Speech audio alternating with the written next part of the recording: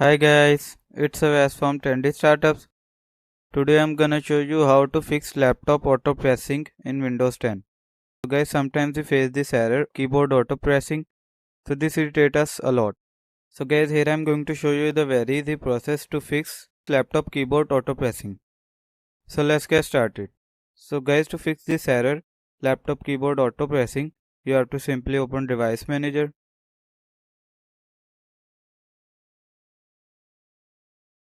Now in Device Manager, you have to find the option keyboard. So here it is. So simply double click on it and now simply open this driver, and here you have to click on drivers.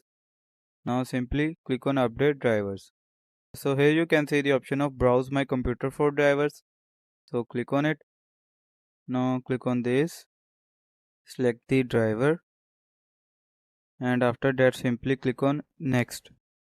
So guys, here you can see Windows has successfully updated your drivers. So simply close this. So guys, here you can see system setting change. See your hardware settings have changed.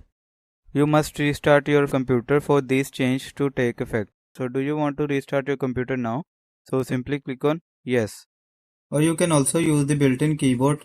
So to access that keyboard, simply right click on the taskbar, and here you can see the option of taskbar settings. So click on it, scroll down, and here you can see the option of turn system icons on or off. So click on it, and here you can see the option of touch keyboard.